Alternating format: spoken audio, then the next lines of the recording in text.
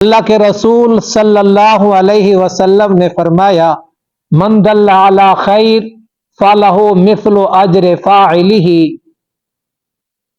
جس شخص نے کسی نیکی کی طرف رہنمائی کی تو اس رہنمائی کرنے والے کو نیکی کرنے کے برابر اللہ تعالی اجر اور ثواب عطا کرے گا۔ قرآن مجید کی آیات کا شان نزول ہوتا ہے کہ اس آیت کے نازل ہونے کی کیا وجہ ہے، کیا حالات تھے اور یہ آیت نازل ہوئی، اس کو شان نزول کہتے ہیں۔ اور بعض احادیث مبارکہ کا شان ورود ہوتا ہے کہ آپ صلی اللہ علیہ وسلم نے کس موقع پر یہ ارشاد فرمایا۔ اس حدیث کا شان ورود یہ ہے کہ ایک صحابی نبی صلی اللہ علیہ وسلم کی خدمت میں حاضر ہوئے اور عرض کیا، یا رسول اللہ، سفر پہ جانا ہے، مجھے سواری عطا فرمائیں۔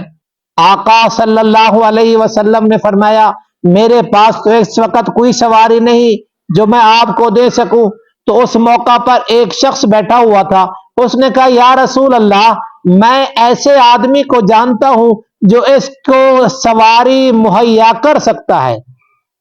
تو آقا صلی اللہ علیہ وسلم نے اس کی بات سن کر فرمایا، من دل علی خیر فلہ مثل اجر فاعلہ، جو آدمی کسی نیکی کی طرف دلالت کرتا ہے، کسی بھلائی کی طرف اشارہ کرتا ہے، کسی بھلائی کی طرف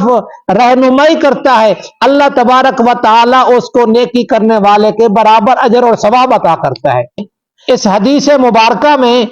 اللہ تبارک و تعالی کا انعام اور بہت بڑی عطا کا تذکرہ ہے۔ ایک آدمی نیکی نہیں کر سکتا، مثلا غریب آدمی ہے یا کسی وجہ سے وہ مال خرچ نہیں کر سکتا،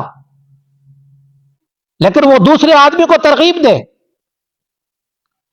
وہ دوسرے آدمی کو ترغیب دے گا، اس پر وہ مال خرچ کرے گا، اللہ تبارک و تعالی مال خرچ کرنے والے کو بھی ثواب عطا کرے گا، اور جس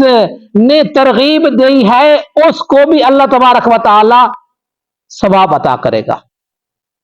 اسی طرح ایک آدمی روزہ نہیں رکھ سکتا، جہاد نہیں کر سکتا، حج نہیں کر سکتا، لیکن وہ دوسرے کو روزے کی ترغیب دیتا ہے اور حج کی ترغیب دیتا ہے اور جہاد کی ترغیب دیتا ہے، تو اللہ تبارک و تعالی اس کو بھی روزے رکھنے کے برابر ثواب ملے گا، حج کرنے کے برابر ثواب عطا کرے گا، اور جہاد کرنے کے برابر اللہ تبارک و تعالی اس کو بھی ثواب عطا کرے گا۔